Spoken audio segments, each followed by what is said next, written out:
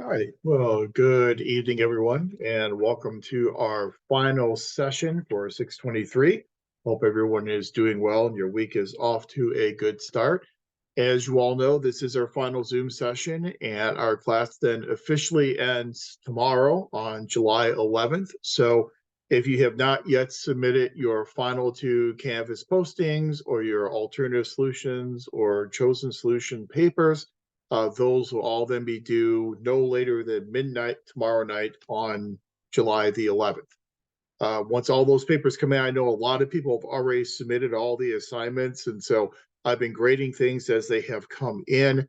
I do have the remainder of the week kind of reserved to grade things to make sure I get all the final grades done as quickly as possible. So I'm assuming that probably I should be able to get all the final grades done and your final grades uploaded no later than, we'll say, the 13th. And I think that should be something I can get done for you relatively quickly. One thing you will notice is on your Canvas essay number 6, since that is you sharing your chosen solution with the remainder of the class, I'm not providing feedback on a lot of those. I'm just providing a grade because I'm providing the feedback then on the chosen solution paper. And so I kind of felt it was a little redundant for me to put feedback on the paper as well as putting feedback then on Canvas essay number 6. So don't be surprised if you don't get a lot of feedback on number 6. But again, if you haven't done them yet, Canvas essay number 5 looks at the models of organizational effectiveness in your organization. Canvas number 6 is just a distilled version of your chosen solution paper where you are then sharing your chosen solution and your rationale for selecting that solution or solutions plural with the remainder of the class. So that's what we are looking at. Again, we will be all wrapped up and done by tomorrow. So we have one more topic to cover in the course, and that topic is leadership. And it's not my goal to keep you here the entire session tonight. I think we'll have a relatively short session. But I do want to talk about leadership within the perspective of the impact of leadership on effectiveness. And just like everything else we've talked about so far in this course, we link all of our topics up with the purpose of the course, which is enhancing effectiveness in public organizations. Now, I know that leadership is a very heavy component of this MPA program. I know you have covered leadership extensively and very recently in the program. So I don't really want to take you through all the leadership literature that you've already probably been exposed to, but I just kind of want to pick and choose certain aspects of the leadership literature that has direct import for effectiveness. And so we're going to just kind of review some of that literature you may or may have already been exposed to and talk about what it means for enhancing effectiveness. So that is our goal for tonight. Again, our last topic for the course. So before we jump into our discussion of leadership and effectiveness, any questions or anything at all before we get going for the evening? Okay. All right. We'll have the chance at the end of class as well tonight. If you have any final questions, we can deal with any final questions once we are done with our topic this evening. So you're all familiar with leadership. Again, leadership is a very important concept throughout all the public administration literature, and most MPA programs will have a standalone leadership course. So it is a very important topic. Again, cuts across all the fabric of public administration. Tonight, we're looking at leadership and its relationship to effectiveness. So you're probably very familiar with what leadership is. You know that leadership has a multi-dimensional definition. That when people talk about leadership, they're oftentimes talking about the ability of someone to induce compliance on the part of someone else. That's a very much of a Chester Barnard type of definition of leadership.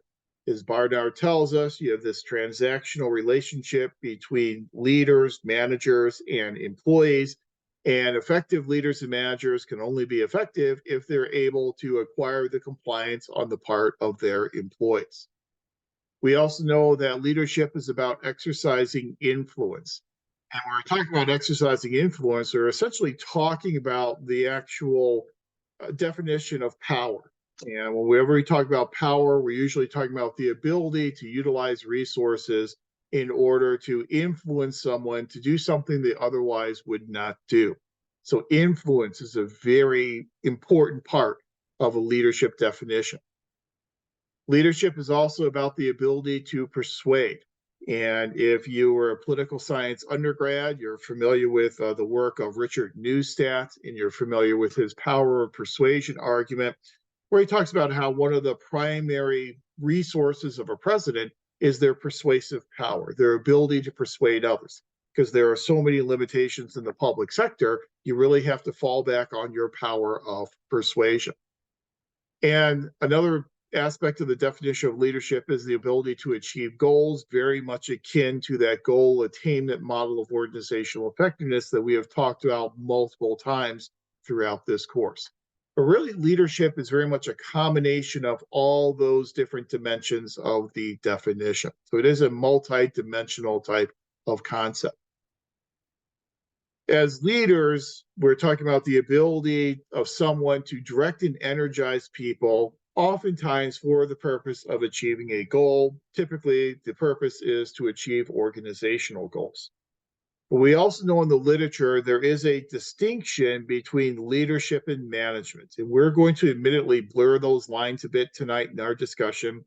But the literature tells us the difference between leadership and management is that in management, we are allocating resources. We are managing and allocating resources, where in leadership, there does not necessarily need to be the allocation of resources. There can be, but you don't necessarily need to allocate resources as a leader.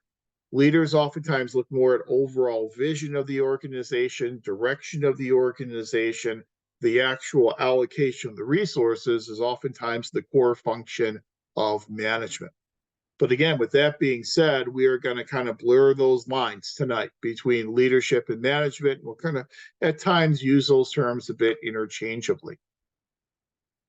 Now, we know that there is a very healthy and very large body of literature looking at leadership in public organizations.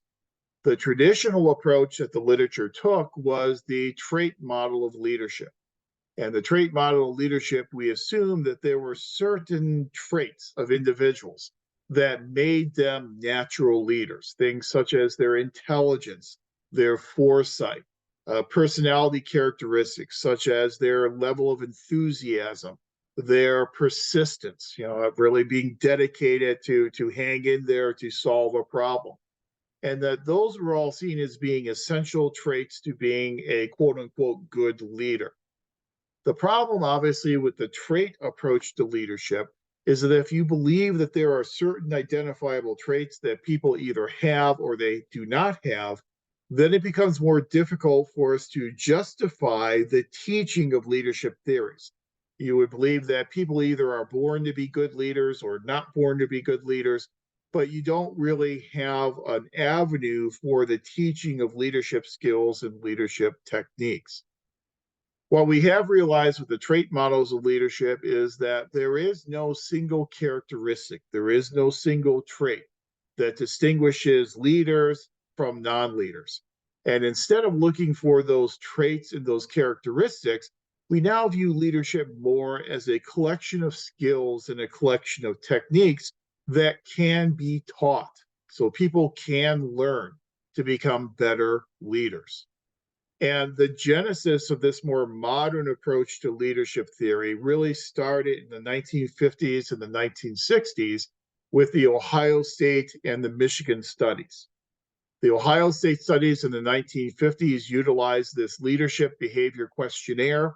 And by having this questionnaire responded to by people in leadership positions, the Ohio State researchers were able to identify two primary dimensions of leadership that have subsequently been used throughout the entire leadership literature. Consideration for people versus a consideration for structure. And that's kind of what the Ohio State researchers referred to it as.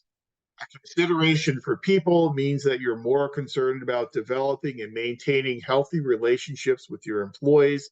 A consideration for structure or task is more of a consideration for productivity, where you will elevate the need for productivity above the need to maintain healthy relationships with your employees. So the 1950s, we had the Ohio State studies that were then replicated by the Michigan studies a few years later.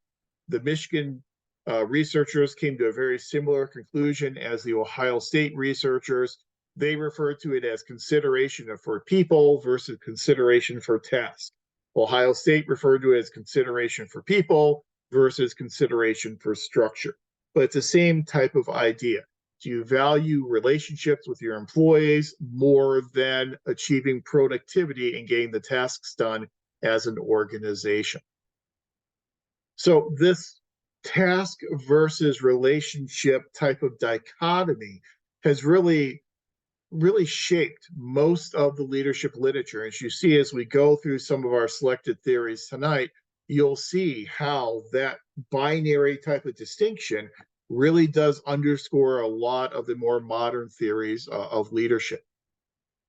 I think the Blake Moulton grid here does a really nice job of distinguishing between those two binary categories of your concern for relationships with your employees or concern for people, and your concern with task or concern for the productivity of the organization. And as you'll see in the Blake and Moulton grid, we can identify different types of managers or leaders based upon those two characteristics. So in the bottom left of the grid, you'll see impoverished management or impoverished leadership. Those are managers or leaders who score very low on a concern for productivity and also score very low on their concern for relationships with their employees. In impoverished leadership or management, effective production is unobtainable because people are lazy, apathetic, and indifferent. Sounds very familiar to us with our discussion of Douglas McGregor and Theory X. These are leaders and managers who view their employees as being Theory X types of employees. It's difficult to develop sound and mature relationships because of human nature. Conflict is always inevitable within the organization. So you don't get a lot of leadership at all out of this cell of your managerial grid. Low score and concern for people, low score and concern for productivity. The green cell at the top left is what's sometimes pejoratively referred to as country club management or leadership. A country club manager or leader sees production as incidental to lack of conflict and good fellowship with employees. They're far more concerned about developing and maintaining good relationships with their employees than they are about accomplishing the goals of the organization and being productive. The opposite of country club management would then be task management in your bottom right-hand corner in that purple cell. People are a commodity, just like machines. Managers or leaders take responsibility to plan and control the work of people who are subordinate to them. Very high on concern for productivity, very low in terms of concern for relationships with employees. Obviously, where we would like to be is we would like to be in the top right-hand cell, that blue cell, the team management type of leader or manager. Production is from the integration of task and human requirements, that we can effectively combine and integrate a focus on maintaining good relationships with our employees, as well as a focus on being productive as an organization. But just kind of gives you an idea of how the Ohio State and Michigan studies in this binary definition has really followed through the entire development of the leadership literature. But one thing the leadership literature has told us, in order to be effective leaders and managers, we need to realize that we have to lead according to contingencies. We have to lead according to the situation. Mary Parker Follett told us that in the 1920s, leading by situation. And Fiedler is one with his contingency theory who really reinforces that idea. So again, it gets back to my favorite answer to every question: it depends. So how do you become an effective leader? Well, it depends. It depends upon the situation in which you find yourself. So Fiedler, in his contingency theory approach to leadership, has an interesting approach that's kind of odd, but it's an interesting approach you may have heard about before, called the LPC approach, which is the least preferred coworker approach. So in essence, what you want leaders to do is you want leaders to think about the employee that would be the least preferred person to work with, their least preferred coworker, and then evaluate that least preferred coworker in terms of performance. Those leaders that give the least preferred coworker a relatively high evaluation are known as high LPC leaders. They're relationship oriented leaders. Those who give those least preferred coworkers a very low rating would then be considered low LPC or task oriented types of leaders. High LPC and low LPC leadership, there's not one that is necessarily better than the other. It really depends upon the situation. Low LPC leadership, low least preferred coworker approach, very task oriented type of leadership can be good at your extreme situations. So it can be useful if you're in a very favorable situation or if you're in a very unfavorable situation. So if you're in a favorable situation where things are relatively clear and you have resources and there aren't a whole lot of conflicts in the organization, then that type of task-oriented type of leadership can work. If you're in the opposite end of the spectrum and you are dealing with limited resources, a lot of conflict, a lot of time constraints, it's a very unfavorable type of situation, then again, you want to be more directive and you want to be more task-oriented. High LPC, relationship oriented type of leadership, tends to work in the intermediate types of situations. And so if you're in between the least favorable and most favorable situation, that's where a high LPC type of leadership tends to be the most effective. But it is going to depend upon the situation in which you find yourself. Whether you lead in a high LPC or a low LPC manner will depend upon relationships between leaders and members, leaders and employees, and what those relationships are like. Do you have very trusted, long-standing relationships with your employees?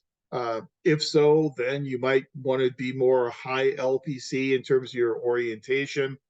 What's the task structure? How clear are the tasks? If the tasks are very ambiguous and they're not very clear, then your employees are going to need a lot more support. And so that way, you may have to be a little bit more high LPC as compared to low LPC. How much formal authority do you have in terms of your position as a leader? Do you have the formal authority whereby you don't have to worry that much about people not listening and not doing what they are supposed to do? But the basic theme of Fiedler's contingency theory is that it really does depend upon the situation in which you find yourself. And again, just like the rest of the public administration literature, there really is no one size fits all approach. There really is no silver bullet when it comes to leading organizations. It all depends upon your specific situation. Now, when we talked about motivation, we talked a lot about Vroom and Vroom's expectancy theory. Vroom's expectancy theory really helped to inform one of our leadership theories known as path goal theory. And path goal theory, which we've mentioned before in this class, is very much built on Vroom's expectancy theory. In path goal theory, the idea is that effective managers are able to effectively manipulate valances, instrumentalities, and expectations. And we remember with our Vroom discussion, Vroom tells us that in order to motivate employees, we need to know our individual employees' expectancies. We have to know how confident they are that if they put in the effort, they will then be able to achieve a certain level of performance and productivity. As leaders, we also have to know about their valances. We have to know what the valence level is, the value that they place on the potential outcomes that will occur if they achieve that productivity level. And we also have to, as leaders and managers, carry through on our promises. If we promise that, yes, this is the outcome that you will receive if you achieve this productivity level, then we have to make sure that we actually carry through on that promise and provide that type of reward or that type of an incentive. That's what's referred to as instrumentalities. So at the very heart of this entire theory, what we were talking about is taking Vroom's expectancy theory, and as a leader or manager, working with those valences, those instrumentalities, and those expectancies in order to remove the obstacles that are in the path between the employee and the goal that that employee is attempting to try and achieve. So in path goal theory, what we need to do is we need to essentially help employees achieve their goals. And we can do that by providing the right incentives that they value. We can do that by understanding how confident they are in their abilities and helping them to become more confident in their abilities. And we can do that by carrying through on the promises that we make in terms of the incentives that we are providing for achieving those levels of performance. In essence, in path goal theory, what has grown out of path goal theory is the creation of 4 different behavioral styles that allow managers to manipulate those 3 variables of valences, instrumentalities, and expectancies in order to effectively lead their employees. And the 4 behavioral styles that come out of path goal theory are: number 1, the directive approach. The directive approach is something we're very familiar with our knowledge of classic organization theory. The directive approach is that very top-down, commanding, controlling. This is how the job needs to be done. This is when it needs to get done. These are the outcomes that we're expecting. A very top-down, command and control type of an approach. Sometimes if the task is very unclear, the directive approach is the approach that leaders will want to use. However, if the task is clear and if individual employees understand what they are supposed to do and how they're supposed to do it, then it becomes micromanagement to use that directive type of an approach. It's kind of similar to the authoritative group approach that we had talked about earlier with the Iowa studies and with Lippitt and Lewin and White. The second behavioral style that comes out of the path goal approach is what's known as the supportive behavioral style. Supportive behavioral style is just what it sounds like. Supporting employees as they go through their tasks to provide them the resources and to provide them what they need in order to accomplish the tasks that they are trying to accomplish. Supportive approach is obviously good. If the tasks are very frustrating, providing that support will be essential. The third approach is the participative behavioral style. Participative behavioral style is obviously when we allow our employees self-determination, we allow them to participate in the decision-making process. This obviously works well when we have employees who have a very high valence level that they place upon self-esteem. So if self-esteem is one of those outcomes that they value, a participative approach can help them get to that point. And then the fourth behavioral style that grows out of path goal theory of leadership is achievement oriented. And achievement oriented is, again, where we have employees who kind of self-select that they're the employees who are at that growth level of the Maslowian hierarchy of needs. So they've gone beyond the esteem and the need for belonging, and now they're at that growth need of self-actualization. They're at that growth need of always trying to grow and always trying to achieve and to be all that they can be. And so by showing them the path and making it easier for them to follow the path towards self-actualization, that's what's considered to be effective leadership for those types of employees. But again, the approach you use will be contingency-based and will be situational, depending upon how clear the tasks are, depending upon the type of employee that you are dealing with. And again, that is the primary thread that kind of ties all these leadership theories together, is that there's no one best theory. It's the most appropriate theory in that given situation, in that given contingency. When we talked about Douglas McGregor in our discussion of organization theory, And we talked about theory X and theory Y. We said that McGregor believed that the majority of employees were theory Y employees who were being shoehorned in and stuck into a theory X classical organization. This idea that the majority of employees are theory Y is something that McGregor's student, Chris Argyris, picked up on and used as the basis for a lot of the theories that he then generated throughout his career. Chris Argyris believed that not only were employees theory Y in their orientation, but as employees mature, they go through this personal growth process and they actually become even more theory Y as they go through the personal growth process. So the life cycle model of leadership is very closely connected to Chris Argyris and his personal growth model. And the life cycle model of leadership says that we lead depending upon where that person is in their personal growth process. The model proposes the effectiveness of a leader's decision-making style will depend largely on the follower's level of maturity, job experience, and emotional maturity. So how far along are they in this personal growth type of process? So going back to those two main leadership dimensions that grew out of the Ohio State and Michigan studies, the task orientation versus the relationship orientation.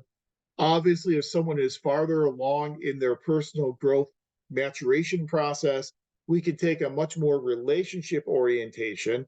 For those who are not quite as far along and have not really achieved that level of emotional maturity yet, then your orientation might be a bit more task oriented as opposed to relationship oriented. So again, we're going to lead based upon where our employees are in their personal growth maturation process. This life cycle type of model of leadership suggests to us 4 different decision-making styles that leaders can use. The first one is telling. The telling style is your command and control, directive, top-down type of an approach to leading and managing employees. The second approach is the selling approach, where you sell your ideas to your employees. You convince your employees that, yes, this is the appropriate way to address this problem or go about our business. The telling approach, the selling approach are both more task-oriented. The last two, participating and delegating approaches, are more relationship orientation. Participation, just like on the previous screen, participation, you allow people to participate in decision making and to give them a seat at the decision making table. That's the effective leadership style to use. And again, that will be more effective for people who are farther along in their personal growth process. And then delegating. Delegating is, we all know what delegating is, but it's essentially handing over the authority and letting people build and develop their own resources, their own authority, their own decision-making power within the organization. So from telling to selling to participating to delegating, we are moving from purely task orientation to a more purely relationship orientation. And each one is a different gradation along that movement from a task-oriented approach to a relationship-oriented approach. But again, common theme here is it depends upon the employee that we are trying to lead and manage and where they are in their personal growth type of arc or trajectory.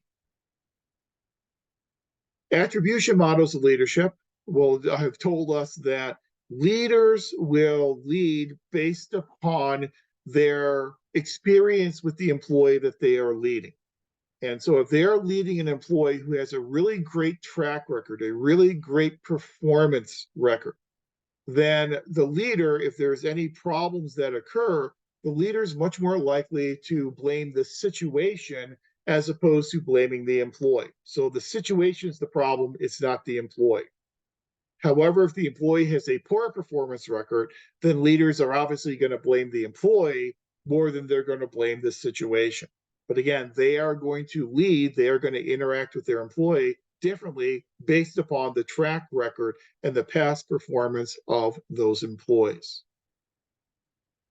Another theory that comes out of the leadership literature that has direct import for organizational effectiveness is this thing known as the leader-member exchange theory.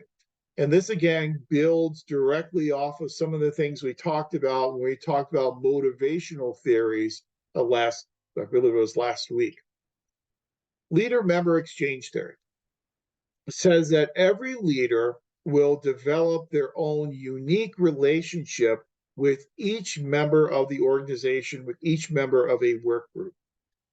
This relationship that the leader develops with each individual employee is what's referred to as a unique dyadic relationship. So every relationship is a different dyad or a dyadic relationship. Each dyad, each dyadic relationship is seen as a social exchange or a negotiated transaction between the leader and the member. So leaders will develop different dyadic relationships with different types of employees. There are two main types of relationships that we see leaders develop with their employees, what are called high exchange relationships versus low exchange relationships. Leaders tend to develop high exchange relationships with trusted employees, trusted subordinates. So if they have a good relationship, they trust that subordinate, then they're going to have very much of a high exchange relationship, which means there's going to be a lot of open flow of communication, a lot of trust between the information that is flowing from leader to member. It's going to be a very trusting, very high exchange type of relationship. Low exchange relationships tend to be built around employees, subordinates who are not trusted, or at least not trusted yet. And so there'll be less communication, there'll be less exchange of information in those low exchange relationships. But again, it just underscores this idea that every relationship between a leader and a manager is going to be different. It's going to be a different dyad, high exchange dyads for trusted employees, low exchange dyads for untrusted employees, or employees where trust has not yet been earned. Another leadership theory that really builds off of operant conditioning as well as social learning that we talked about last week when we talked about motivation is what's known as social exchange theory of leadership. Social exchange theory of leadership sees leadership as basically being a continuous reciprocal interaction between the cognitive, the behavioral, and environmental influences that an employee is faced with. So employees, whenever they decide what to do, how to make decisions, or how to behave, there are going to be cognitive influences. They are going to be rational, self-interested actors. And so they are going to make some cognitive decisions. They are going to base their behavior upon past behavior. And oftentimes, past behavior is a good predictor of future behavior. And then their behavior is also going to be determined by the environment in which they find themselves. So, cognitive, behavioral, and environmental influences all kind of mix together in order to help determine what an employee is going to do and how an employee is going to behave in a given type of situation. So just like with operant conditioning, we said, well, consequences and reinforcements can have an impact upon behavior. Well, this is the same type of thing here, in that cognitive and environmental influences will have an impact upon the behaviors of individual employees. But how people behave will be dictated by this learning process that employees will go through. So in social exchange theory, we make the argument that people are going to learn by watching others, by modeling the behavior of others through vicarious learning, and that leadership must take into account the social learning process and understand how different employees learn. Some employees will learn through goal setting, and they will be very good at setting goals. And some employees will learn through rehearsal. Some will learn through self-instruction. Some will learn through living vicariously through others. And so people learn differently. And leaders need to understand how people learn in order to best be able to mold and best be able to impact the behavior of those employees. But again, it's very much built on what we talked about last week with Bandura and operant conditioning, as well as social learning theory. Another leadership theory that comes out of the literature that you've probably heard about before that has an impact upon the effectiveness of an organization and effective leadership is what's known as cognitive resource utilization theory. And in cognitive resource utilization theory, the theory looks at the relationship between a leader's cognitive resources, primarily that leader's intelligence and experience, and the performance of a group or an organization. Essentially, what cognitive resource utilization theory says is that there are two bases that a leader can use when faced with a situation. They can fall back on their intelligence, they can fall back upon their experience.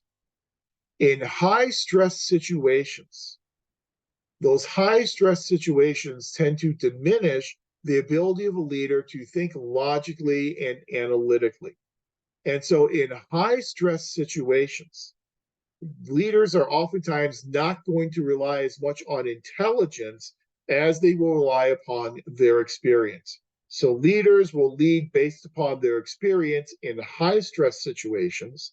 However, leaders are more likely to lead based upon their intelligence in low stress situations. So, high stress, it's going to be experience. In low stress, you'll have the luxury, if you will, to rely upon your intelligence. So the way in which you lead will depend upon how stressful the situation is that you find yourself in as a leader. Again, underscoring this idea of it depends. It depends upon the situation in which you find yourself. Now, the classic approach to leadership is to come up with different categories of leaders and come up with kind of a taxonomy of leadership. And as you all know from your previous study of leadership literature, there are three primary categories or three primary typologies of leaders. There are transactional leaders, there are transformational leaders, and there are charismatic leaders. The three categories are certainly not mutually exclusive, as you know. Those three categories can change depending upon situation. Some points in time, leaders will find themselves needing to be more transactional. At other times, they may find themselves being able to be more transformational. So as you know, the differences between transactional and transformational leadership are, as Burns tells us, transactional leaders motivate their followers by recognizing their needs and providing rewards in exchange for performance. So this is your Chester Barnard approach to leadership and management. By contrast, Burns says that transformational leaders rely upon power, but not in a controlling way. They try and help their employees achieve self-actualization. They have a talent for coupling visions of success to empowerment and motivation of employees. These are oftentimes your more visionary leaders who are not just leading based upon simple transactions between themselves and employees. They are leading by articulating a vision and then getting people to buy into and to follow that vision. But again, the literature has told us effective leaders tend to combine transactional and transformational elements in how they lead their organizations. To look at it another way, Bass identified different areas of leadership behavior that would help identify transformational versus transactional leadership. And for Bass identifies transformational leadership as utilizing idealized influence, relying upon intellectual stimulation, individual consideration of employees and their wants, needs, and desires, and motivating people through inspiration. Again, by creating this vision, articulating this vision, and then inspiring people to be motivated to achieve this vision. By contrast, as we said before, transactional leaders tend to lead through contingency-based types of rewards. So you achieve this level of performance, and here is the incentive to try and help you achieve that level of performance, to motivate you, to achieve this level of performance. I think I've mentioned before in this class, but in the political science literature, this is the type of mayor that we'd refer to as a broker mayor. A broker mayor is a transactional leader. This is a mayor who will engage in those quid pro quo types of relationships, that in order to get this from you, I'm going to give you this thing that you value. Those transactional types of leadership approaches we oftentimes see in legislative settings as well. That's why in Congress we see a whole lot of this, what we call log rolling, where I'll support your legislation if you support my legislation. This is why typically, not really recently, but at least typically, legislation got to the floor of the Senate through these things called unanimous consent agreements, because it is very much I'll support you if you support me, those types of transactions. So those types of leaders, those types of mayors are referred to as the brokers. The types of mayors who are more transformational in nature, those types of mayors are referred to as entrepreneurial mayors. They were leaders who brought a vision to the city, and they wanted to fundamentally change the culture of that city to achieve that vision, and to then empower individual employees within the city to work toward the achievement of that vision. So I think we have a really good handle on what's transactional leadership versus transformational leadership. But then the third part of this typology will be charismatic leadership. And it is an extension of transformational leadership, but in charismatic leadership, people lead based upon their characteristics that appeal to their employees. Followers will attribute characteristics to their leaders, which will then make those leaders more likely to be someone that they will follow. There are two main strains to charismatic leadership. There's attribution theory, and then there's what's called self-concept theory. In the attribution approach to charismatic leadership, followers are more likely to identify with a leader who advocates a vision that is highly discrepant from the status quo. So a leader who comes into the organization and has a vision that is much different than what the organization has always done, that can be exciting to followers, and they may be more likely to follow that new approach from that leader. They tend to follow leaders who act in unconventional ways. And so if they're used to leaders acting the same way in every single situation, then a leader comes in and kind of surprises them by acting in more unconventional ways that they are not really accustomed to with their previous regime. That's another way in which they can motivate followers to follow the leader. Demonstrate self-sacrifice. And so whenever we see leaders that can demonstrate that self-sacrifice, that's very appealing to followers as well. Leaders who have confidence and can exude that confidence also can have more loyal followers. And leaders who are able to use persuasive appeals, again, back to that power of persuasion, as opposed to just relying upon their formal authority that comes to them from their office that they are currently holding. So essentially in attribution theory, people attribute certain types of behaviors and certain types of characteristics with strong leadership. And those are the types of leaders that they will follow, leaders that exhibit those types of behaviors. In the self-concept theory of charismatic leadership, we're really emphasizing the observable characteristics of leaders and followers. So in the self-concept approach to charismatic leadership, followers are more likely to follow a leader that they can identify with personally. So this person has a similar backstory to me, or they have a similar, educational background to me.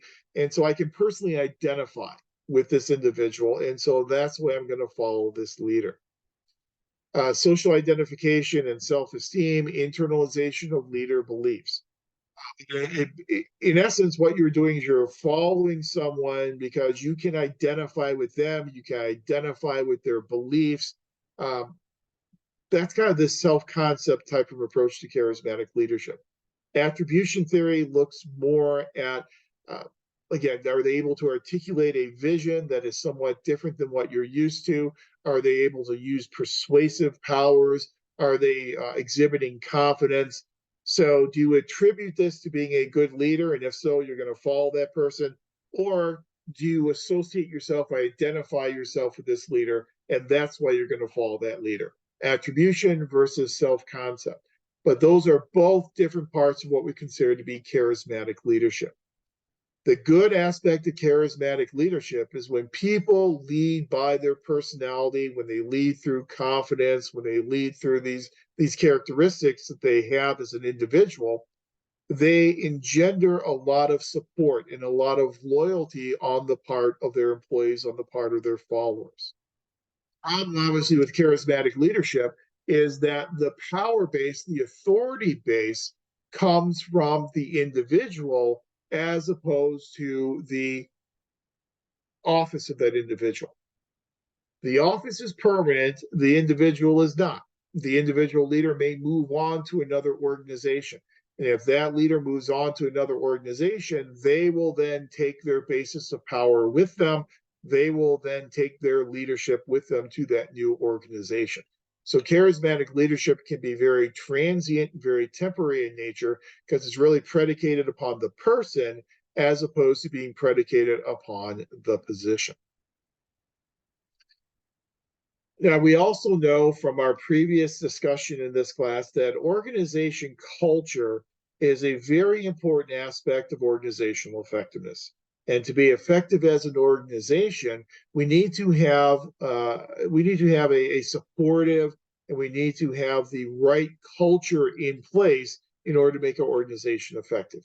Leaders can have a huge impact upon the culture of the organization as well.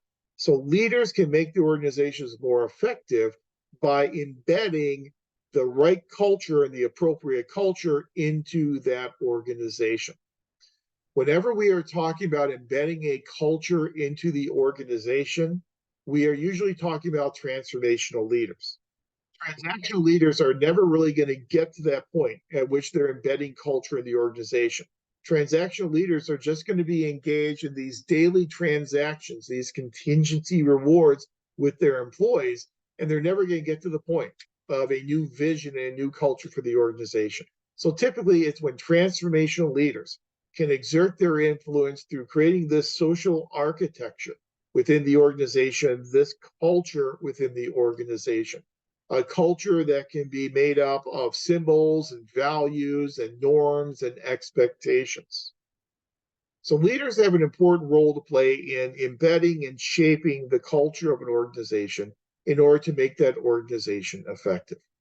And as we've talked about the organization culture, culture is a shared set of norms and values and expectations for behavior that we all share as members of that society or members of that organization. As we've talked about before with organization culture, there are three basic levels of organization culture. If we want to understand the culture of the organization, we can look at the artifacts that are being created by that organization. So things such as policy manuals, agendas, and minutes from meetings. Those are the hard, tangible artifacts that we can study to learn about the culture of that organization. So leaders can certainly implement culture through the implementation of these artifacts. So requiring agendas, requiring minutes, revising the policies and procedures of the organization can be a way in which you are embedding culture into that organization at a very shallow level of organization culture. The second level, which is a little bit deeper in organization culture, is what we call the espoused values. These are things such as your code of ethics, your vision statement, your mission statement. This is where you tell the entire world, this is what we value as an organization. But they're espoused because we are telling people, this is what our organization is all about. So transformational leaders can engage in strategic planning processes whereby they can develop new mission statements and vision statements, as we had talked about when we talked about the impact of mission, vision, and goals on organizational effectiveness. Then the third and the most hidden, the deepest level of organization culture are these basic underlying assumptions. These assumptions that we all share as individual employees about how we treat each other, how we behave. And so, we all believe in treating each other with civility. That is something that we believe in doing, unless we have an actual written civility code. It's something we're probably not going to talk about a lot, but it's a basic assumption that will guide our behavior on a daily basis. So the deeper you go, getting down to those basic underlying assumptions, the more invisible some of those aspects of organization culture tend to be. So why is this important then for our discussion of leadership? As we said, because leaders can communicate culture to the organization. Leaders can communicate culture to the organization through symbols, physical objects and settings and roles within the organization. They can communicate through culture. So songs, slogans, jargons can also carry the message of culture to members of the organization. Through narratives, sometimes these urban legends, these sagas, these myths, these stories about the organization can also convey culture to members of the organization. Through practices and events, so repeated practices and special events can also transmit these important assumptions and these important values. If we have employee of the week types of ceremonies, or if we celebrate birthdays or celebrate anniversaries with the organization, that can communicate culture as well. A lot of organizations will celebrate 20 years, 25 years, 30 years with an organization, and that then communicates the importance of longevity and commitment to that organization.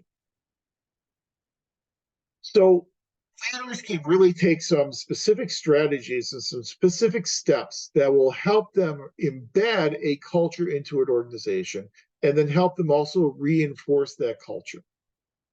By embedding and reinforcing the culture into the organization, you can get your employees to buy into this culture, to work toward the achievement of similar goals, to achieve goal congruence, which obviously can then make your organization more effective, as we talked about when we talked about the impact of goals on organizational effectiveness. But leaders make clear what is being monitored, what is being ignored, what is being measured, and what is being controlled, will signal to employees what is important in the culture of that organization. How leaders react to critical incidents and organizational crises can send cultural messages to employees. How leaders engage in role modeling, again, going back to social exchange theory that we just talked about, teaching and coaching of employees. The types of criteria that are established by leaders for advancement in the organization and for punishment, if necessary, within the organization. Coordinating organizational designs and structures with cultural messages. So if our cultural message is that we're a very egalitarian type of organization where everyone has equal say and everyone has the opportunity to participate, and then our organizational design is a very top-down, hierarchical, Weberian type of organizational structure, those two things do not mesh very well. So syncing up your organizational design with what you are trying to communicate to your employees in terms of the culture of the organization. Coordinating organizational systems and procedures with your cultural messages. So when your policies and procedures are very strict, when your policies and procedures do not give a lot of flexibility to employees, but yet you say our culture is that we want to help employees empower and to build their own resources, and we want to reward innovation, those two things don't mesh very well either. The design of physical spaces will also communicate culture. Again, if you've got, if you want to say your culture is that we have open communication and we work together and work teams, but then you put everybody into a cubicle and you separate them physically, it's not going to work very well for communicating that culture.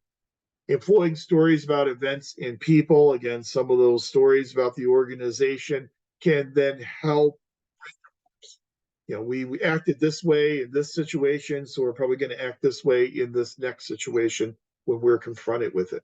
Developing formal statements of organizational philosophy, actually espousing those statements, and then approaching cultural leadership as comprehensive organizational change. understanding that when you are embedding and reinforcing a new culture into an organization, that is a sea change for that organization and for members of that organization. So understanding that embedding this culture into the organization is truly a comprehensive change to the organization and the way in which that organization goes around about its daily life and its daily business. But leaders, through this embedding of culture, can have a big impact on the effectiveness of the organization. If people are working within an organization culture that they are not comfortable in, obviously that's going to have negative impacts upon their productivity and their performance. So we would hope that our leaders are going to be what we refer to as those entrepreneurial types of leaders, that they won't just be brokers, they'll be entrepreneurial types of leaders. Entrepreneurial leaders tend to occupy the top right-hand cell of this chart we have on the screen that looks at leaders based upon their skill level and their commitment to organizational or programmatic goals. Those leaders who have a high skill level and who are also very committed to organizational and programmatic goals, those are your program organizational loyalists. Those are what we refer to as your entrepreneurial leaders. As opposed to the opposite end of the spectrum, at the bottom left-hand cell, you have leaders who are low on skill, leaders who are low on commitment to the program or the organization. Those we refer to as the administrative survivors. Those are leaders who are just trying to keep their job, just trying to keep their position, but not really very effective at moving the organization forward. Those that have a high skill level but have a low commitment to the organization or programmatic goals, those are your generalist managers, the ones who are going to keep the trains running on time, so to speak, but are not really entrepreneurial in terms of bringing a new vision and a new culture into the organization. Then finally, the bottom right are your zealots. These are the ones who are very committed to goals, but they don't have a whole lot of skills to then help back up that commitment. But obviously, we hope that our leaders will be entrepreneurial leaders in that top right-hand cell to help make our organizations more effective at achieving their goals and developing a cohesive and supportive workplace. So we know that the leadership literature tells us primarily that we hope to be transformational leaders, but we will lead according to the situation in which we find ourselves. We'll lead based upon the amount of stress in that situation. We'll lead based upon the employee that we are dealing with, the employee that we are trying to lead. We will lead based upon resources. We will lead based upon the situation. But practically, for leaders to make their organizations more effective, leaders need to be good at doing several things. Number one, they need to be good at managing groups. Number two, they need to be good at managing conflict. And number three, they need to be good at fostering and managing communication. So let's take a look at how leaders can manage groups, effectively manage conflict, and effectively manage and foster communication for the purpose of making their organizations overall more effective. Now, we know from our understanding of organization theory that groups are important elements within any given organization. Elton Mayo, Fritz Roethlisberger told us about the importance of groups, formal as well as informal groups, and some of the positive and negative impacts that groups have. In order to best lead and manage groups, leaders need to understand why groups form within their organizations. They need to understand how these formal and informal groups impact organizations, and they need to learn how to manage these groups productively to make their organizations more effective. So we know that there are advantages and disadvantages of having groups within organizations. We know some of the positives of having groups, that groups can outperform individuals because in this group you have a collective of talent and resources that you don't necessarily have with a singular employee. So if you get all these employees together into a group, you have this collection of talent and resources. We know that the dynamics of being involved in a group can motivate individual employees. We know that groups can make employees work harder. Someone's not pulling their weight, the group will then put pressure on them to work harder to make the group look better. And a la Mary Parker Follett, we know that interaction between members of the group can foster knowledge and creativity. This idea that she talked to us about with interpenetration of ideas and then integrating those ideas into new ways of addressing and solving problems. So we know we've got a lot of positives that accrue from group work. We also know there are some negatives associated with group work as well that leaders need to try and manage. We know groups can stifle individual opinions. We have this thing known as groupthink, and groupthink can stifle any opinions that are from outside of that group. Groups can encourage the quote unquote wrong culture, that groups can develop their own culture, which is different than the culture the leader is trying to embed within the entire organization as a whole. We also know that larger groups can end up having free riders. If employees are rational, self-interested actors, which I think we can agree there's some aspect of rational, self-interested thought for most employees, then they're going to try and maximize their benefits and minimize their costs. So if they can avoid working, but they can then get the benefits of the work being done by the rest of the group, they're going to be those free riders. And so we need to try and manage those free riders within the groups in our organization. But the research does suggest to us that leaders can effectively have an impact upon group behavior to try and make groups a more effective part of our organizations. I really do think the biggest problem with groups is the potential for this thing known as groupthink. And I know you've been introduced to groupthink before. You may have dealt with groupthink in your organizations. But groupthink is a type of thought exhibited by group members who try to minimize conflict and reach consensus without ever really critically evaluating ideas. So they're going to try and stifle any ideas that do not comport with the ideas of the group. Independent thinking will then be lost in pursuit of this group cohesiveness. Group members avoid promoting viewpoints that are outside the comfort zone of the group, of this consensus type of thinking.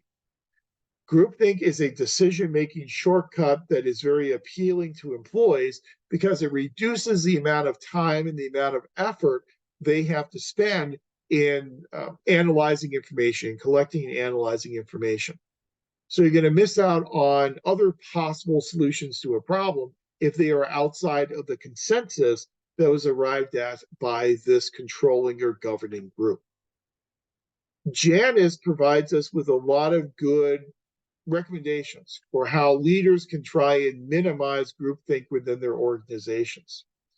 Encouraging people to be critical evaluators, rewarding people for critically evaluating information, assigning more than one group to come to a decision independently. So assigning two different groups to work on the same project and to come to their own conclusions independently of each other. Requiring members of your group to consult with outsiders. So consulting with people outside of your division, consulting maybe with people outside of the organization.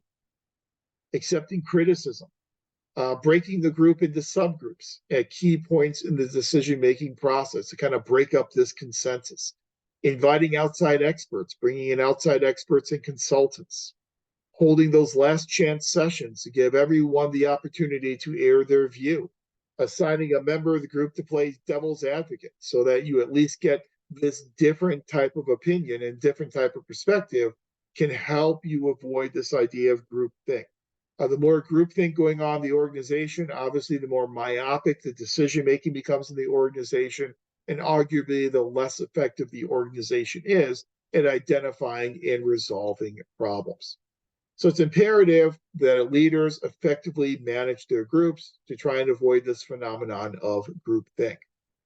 But it's also important that leaders and managers also effectively manage communication within their organizations. So to understand how to manage communication within the organization, you have to understand the communication process.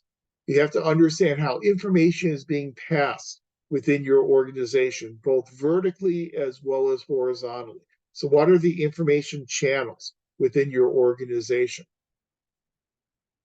How do processes affect outcomes? So how do information processes affect the outcomes that we are arriving at as an organization? So how does the information essentially affect our decision making that will then have an impact upon the outcomes we're trying to achieve as an organization? Who has direct access to information? Do all members play an equal role in the transmission of that information? So you need to be very aware of where decisions are being made, who has access to that information, and what that flow of information looks like in your organization, both horizontally as well as vertically. We know there are a lot of barriers to effective communication in organizations that effective leaders need to be mindful of. One barrier to effective communication is a lack of feedback. So when you have this one-way communication that a lot of managers and leaders are guilty of, they just provide one-way communication down to their employee where there's no return of information. You need to have two-way information going on within your organization. Noise in communication. So if there's interference with the message during its transmission, distractions, interference from the presence of others, personal biases, past experiences can all create noise within the communication process. The misuse of language, we see this a lot in communicating through emails, that people will read emails differently and they will read language used in those emails differently than other people may read them. Excessively vague, inaccurate, inflammatory, emotional, or overly positive or overly negative language. Listening deficiencies, receivers listening inattentively or passively or not at all. And I'm sure that you've experienced that before. If you've given a presentation, you've probably experienced some members of your audience perhaps having those types of listening deficiencies. There are also barriers to effective communication between groups in your organization. When two groups define a conflict between them as being a win or lose type of situation, it's an either or zero sum type of game, as we would say in game theory. When one or both groups seek to aggrandize their own power and emphasize only their own goals and needs, something we see oftentimes in, for example, a collective bargaining type of a process.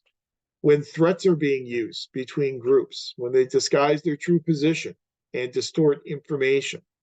Statistics never speak for themselves. They need to be placed within the correct, unbiased context to be properly understood. When they try to exploit and isolate the other group, when they emphasize differences and the superiority of their own positions. We also know that communication can get distorted within organizations. There can be distorted perceptions, inaccurate perceptions of information that result from preconceived ideas or priorities, erroneous translation, interpretation of information by receivers in ways not intended by the senders. Again, going back to the language used in emails frequently. Errors of abstraction and differentiation, transmission of excessively abstract or selective information.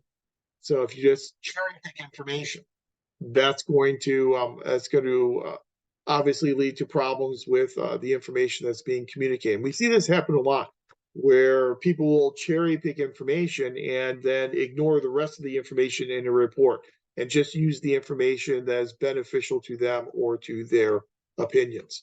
Lack of congruence, ambiguity, or inconsistency between elements of the message or between the particular message and other sources of information. A distrusted source. And so if you don't trust the source, you fail to accept the source as being a valid, reliable source, you're probably not going to accept the information that comes from that source, and sometimes rightly so. Jargon, overuse of jargon. This is something we're notorious for in the public sector. When we use too much jargon, we don't communicate what we're trying to communicate. And that happens a lot, especially in academic writing, where people get hung up on the jargon, hung up on the statistical methods. Manipulating and withholding information, where senders actively distort and withhold information that's in line with their own interests and related influences they seek to impose on the receiver. So again, manipulating that information, withholding important information. Again, problems that occur within organizations in terms of effective communication. It's important for leaders to understand what these barriers to effective communication are and then try to at least mitigate some of these barriers in order to make communication flow within the organization much more productive, and so that everyone has the opportunity to participate in this communication flow. So not only do leaders need to manage groups, leaders also need to manage communication. And finally, leaders also need to manage conflict within their organizations. We know in any public organization, conflict is a natural artifact of most of our public organizations. Conflict, though, is not necessarily bad. Conflict can be productive if it is managed correctly, but it can be disastrous if it's ignored or if it's mismanaged. The primary cause for conflict within our organization oftentimes tends to be bad communication. And the way to deal with conflict is by trying to improve that communication. So there's a direct link between communication and conflict within organizations. But as Mary Parker Follett tells us, conflict is inevitable in an organization. So we have to expect that conflict will occur. The key challenge for us as leaders and managers is to try and make that conflict as healthy as possible. In public organizations, because we are dealing with public programs and public policies, the vast majority of those programs and those policies tend to be redistributive in nature. Any type of redistributive policy or program means that we, by definition, will be redistributing wealth and resources from one segment of society to another segment of society. Anytime you redistribute resources, you are going to naturally end up with conflict. Government agencies and managers oftentimes compete for resources. They compete for turf with other agencies and other leaders and managers. They compete for the attention of the executive and legislative bodies in terms of the appropriations process. That all, again, breeds a lot of conflict, not only inside organization, but between organizations as well. As we all know, James Madison, over 200 years ago, talked to us about the conflict that was inherent within democratic systems of government. In a Madisonian system of government like we have, we are balancing faction against faction. We can never eliminate factions. We can never eliminate conflict. So as Madison tells us, the best thing we can do is to try and balance and manage that conflict by balancing one group against another, balancing one faction against another. We know that conflict can certainly exist within an individual with things such as role conflict and role ambiguity. Conflict can exist most notably between individuals, and conflict can also exist between groups within our organizations. Conflict can be horizontal. Conflict can also be vertical in nature. Horizontal across levels in our organization, and vertical then between levels within our organizational chart. Again, communication, poor communication is oftentimes one of the primary reasons why we have conflict in our organization. Different sources of conflict are also things such as sharing different goals, different values, different understanding of organization culture, and obviously different types of priorities. So how can a leader best manage conflict within their organization? One of the first steps in trying to manage and mitigate conflict with the organization is to understand the different stages in the conflict process. And there are 5 main stages in the conflict process. The first stage is what's called latent conflict. At the latent conflict stage, the conditions are set the stage and conflict is waiting to happen. So conflict has not broken out yet, but there is some disagreement in terms of the understanding of what we're trying to achieve as an organization. Or there's there have been some concerns about how rewards are being allocated based upon performance. And so the conditions are kind of right for conflict to occur, but it really hasn't really emerged yet. Then the second stage of conflict is perceived conflict. This is where people sense conflict. They know that conflict is there, but they try and downplay or they try and deny it. So they kind of feel it, but they're not really admitting that conflict is there. Then in the felt conflict stage, people really start to experience and they start feeling conflict as discomfort. And so there's tension and there's anger, and the conflict really becomes palpable, where people really start to feel it, they really start to experience it. Then there's the manifest conflict stage, where conflict becomes open warfare with a winner and a loser. This is kind of your last chance for intervention in the conflict process. If you don't intervene at this point, that's where the conflict's really going to become destructive for the organization. And then after the manifest stage of conflict, you then have the aftermath stage. In conflict aftermath, this is after the conflict has already broken out. This is where you kind of create a culture of ongoing conflict in the organization. Conflict often breeds more conflict, and when it does, that conflict just kind of takes on a life of its own. And that conflict really becomes part of the fabric of the organization. So, to look at it another way with the chart, it goes latent to perceived to felt to manifest to the aftermath of the conflict. Ideally, we are going to try and mitigate that conflict or address that conflict before it turns into open warfare in our organization. Because once it turns into open warfare, that's when you end up with the zero-sum game. That's when you end up with the winners and the losers.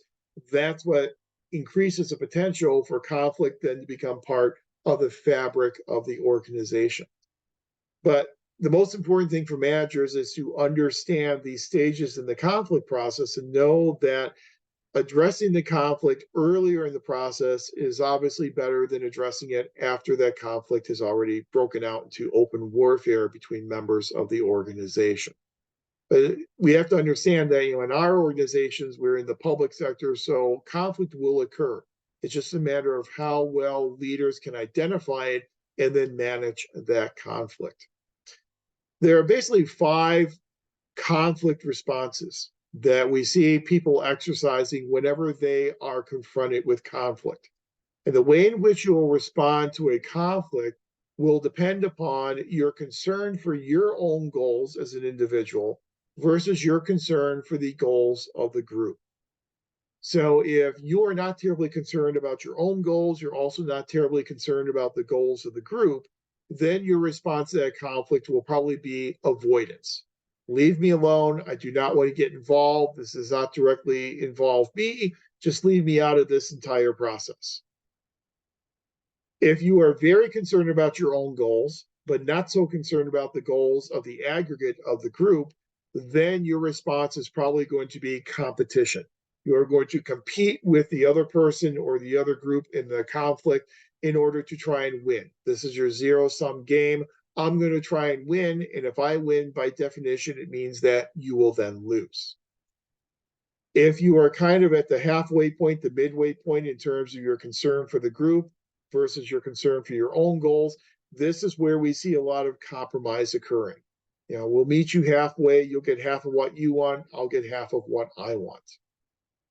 If you are very concerned about group goals, but not very concerned about your own goals, this is accommodation.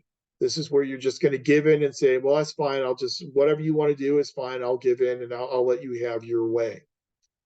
Where we hopefully will be is in that top right-hand corner, which is collaboration, where we have a high concern for the group goals and high concern for our own goals. We will collaborate together. We will get involved in what Mary Parker Follett calls that integration, that interpenetration of ideas, where hopefully we can then synthesize our positions into a new way of approaching that problem and resolving that conflict. But if conflict is not addressed appropriately early on in the conflict process, obviously, as we said before, it's going to become a part of the culture of the organization, and it's then going to become a self-fulfilling prophecy for the future of the organization. So we know that leadership in public organizations is difficult, and we know that it's difficult for a variety of reasons. In public organizations, we have this unique political environment in which it's a very pluralistic type of system. And in a pluralistic system, we have a lot of groups and a lot of individuals that are seeking to influence decision making. And we have a lot of power sharing situations between these groups and these individuals who are seeking to influence decisions to then obtain certain outcomes from programs and from policies. So pluralism means we have a lot of actors involved and we have power being shared between those actors. It oftentimes means that leaders then don't necessarily have their own distinct power base, and they need to share power with other leaders and other managers and other members of the organization. We also know in the public sector, we have more people with more diverse backgrounds, diverse cultures, and diverse interests than you may have in a non-public type of context. Our emphasis on social equity, our emphasis on representative bureaucracy means that there is a lot of diversity in our organizations. And we know that diversity is a strength, but leaders need to know how to lead and manage diverse workforces. That's one of the reasons why one of the five uniform competencies of any MPA program, according to NASPA, is the ability to interact with and to work with diverse workforce and diverse citizenry.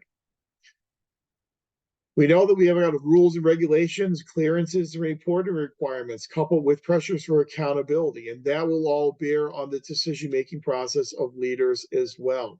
We are not free to use a wide variety of motivators as our private sector counterparts are able to do.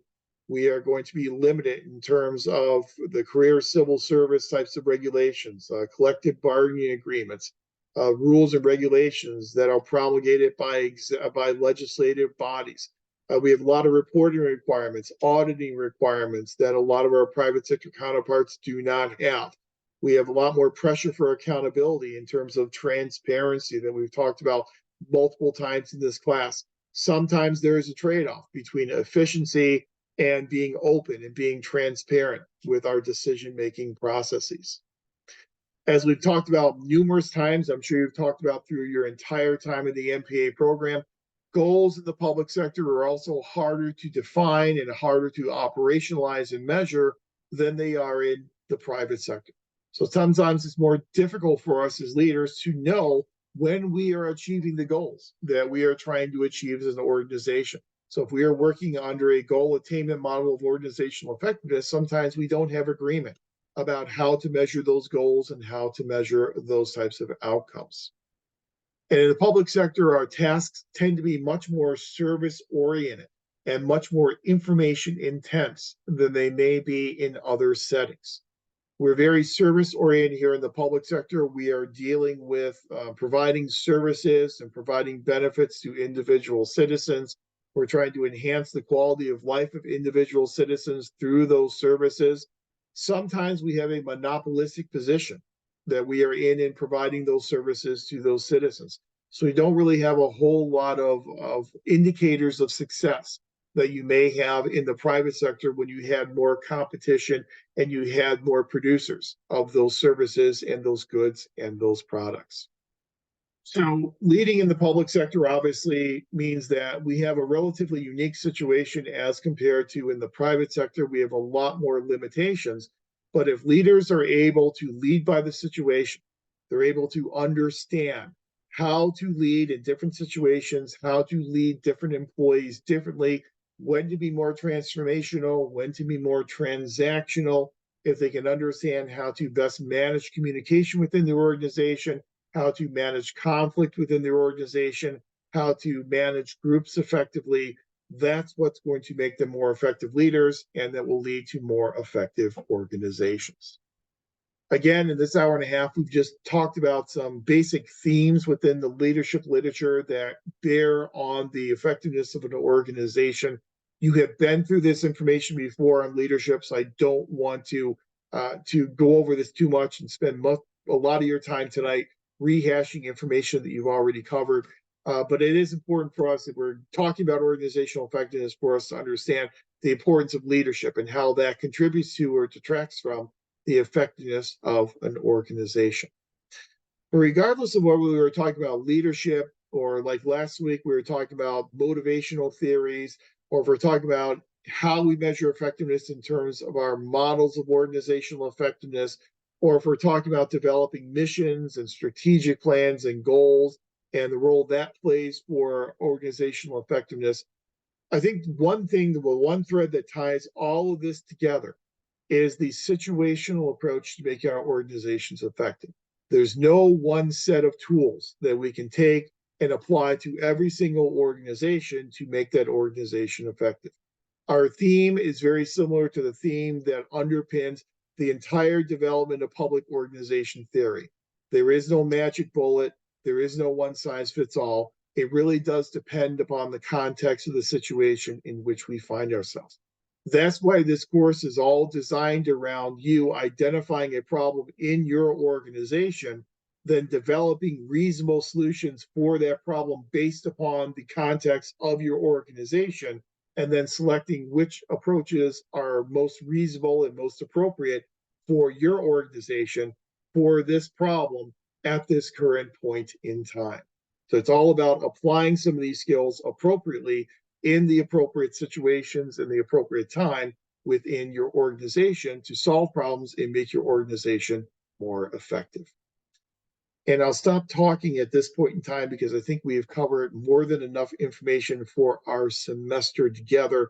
Again, what I'm really hoping to see, and what I have seen in the papers that have been turned in to date, is your ability to effectively take this information and incorporate it into identifying and solving a problem within your given organization, because it's really that nexus of theory and practice that an MPA program is all about. If you're able to take the theories and apply them appropriately in a given setting, then I think the MPA program has probably done its work in terms of helping prepare you or helping to enhance your skills as a public sector leader or public sector manager. And yeah, I like this course a lot because it really does help kind of tie up a lot of the different theories, a lot of the different concepts that you have worked on up to this point in the program, and really kind of serves as, I hate to say a capstone, but kind of a culminating elective course in the program to kind of tie up a lot of the things that you already talked about throughout the entire program. So I hope it's worked that well for you as well. Are there any questions or any observations on any of this information we've covered tonight, or even any of the information that we have covered throughout our several weeks together? I can't say 8 weeks because we're kind of a abbreviated version this time, but any questions or observations at all?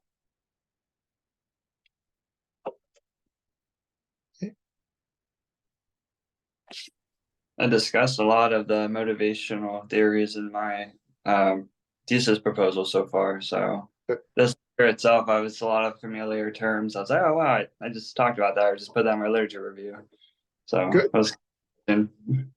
Yeah, that's perfect. That's what we're hoping, is that this does find its way into being able to use, not just in your organization, but also in your proposal. And yeah, it puts kind of a nice bow on everything that we've covered in the program. It's always good to have kind of this refresher on a lot of these theories and a lot of these concepts as you kind of get ready to then depart the program. Good. Professor, okay. I have a question. Sure. About war. How does an organization recover from war? The internal, because sometimes when you have transition within organizations, there was an old guard and now there's a new guard, and it's a new guard that had to exist just because of time, not necessarily because one group wanted to change the way things were working, but it's just an evolution, a process. But that old guard still maintains a foothold within the organization based on tradition and things like that, and it creates war. How do you navigate that in a way to where you just don't destroy the organization entirely? Yeah, that's a great question. That happens a lot. We have a new regime coming in, but then you still have people who work there in the old regime who don't buy into the culture that's being brought in by the new regime. And so what do you do in order to try and keep the organization from tearing itself apart? I think it's a gradual process. I think the ultimate goal is to try and find some aspect of goal congruence, trying to find some middle ground between the new regime and the old regime in terms of what you are trying to accomplish as an organization. And I think it's a very gradual, very protracted process where again, you need to kind of find that middle ground, if you will, between this is what the new regime wants to do, but still valuing some of the things that the old regime has done and has tried to do over the years.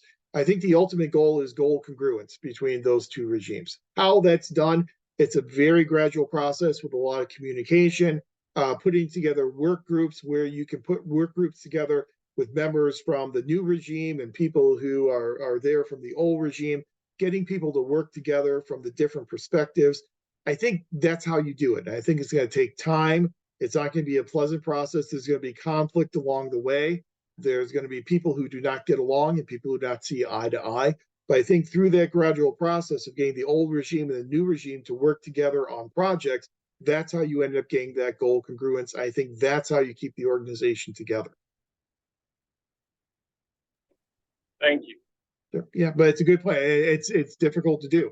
And it's something that's not going to happen overnight. It's going to take some time. And, maybe people who are in the old regime who are still in the organization, they've got some years left in the organization. Maybe by the time you get to this goal congruence, they've already moved on, they've retired, and they're no longer in the organization. So it can take some time to do it. But I think getting the people to work together, build that goal congruence, and that's the way that you address it.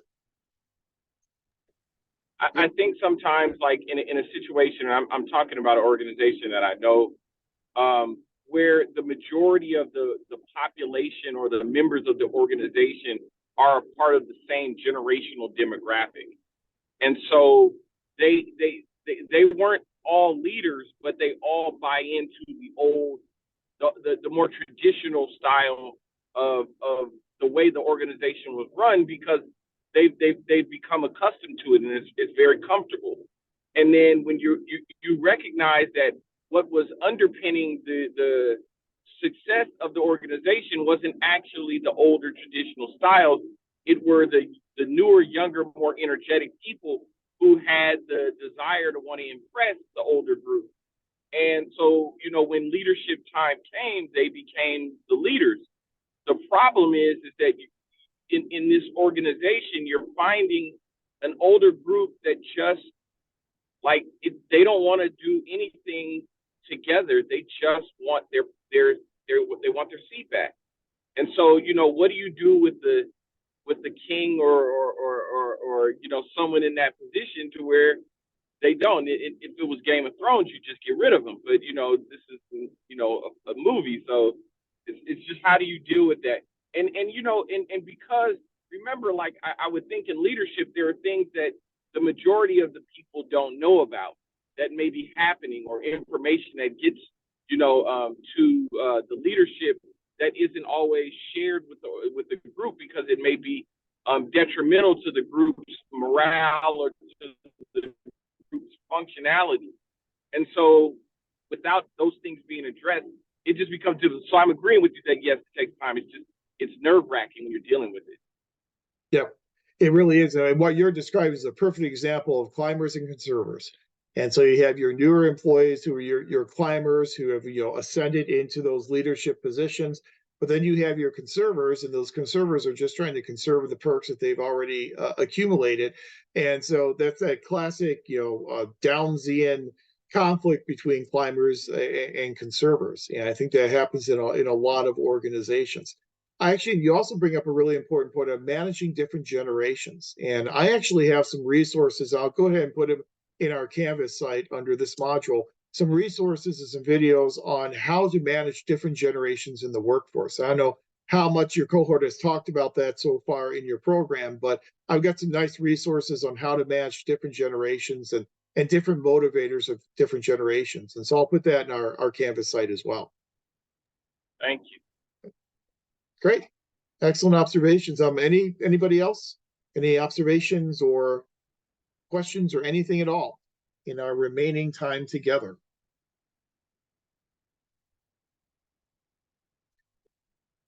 If not, then it has been a pleasure working with you. I look forward to receiving your final assignments as they come in by midnight tomorrow. And like I said, I'm going to turn those around as quickly as possible and try and get your final grades uploaded no later than, we'll say, Thursday. I guess that's the 13th.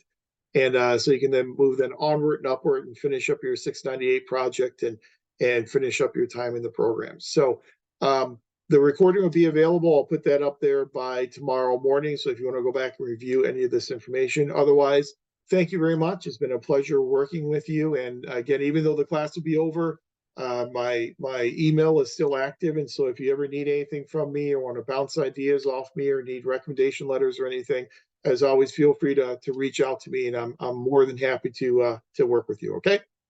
Thank you, everyone. I'm glad you enjoyed the class. I enjoyed working with you, and hopefully I'll be seeing you all in the future very, very soon. So thank you very much. Have a great week. Yeah, thank you. And Thank you. Thank you. Thank Thank you, you. Professor. you're quick Thank at you. everything. I really appreciated that. Thank you. Thank you. My pleasure. Thanks, everyone. Take care.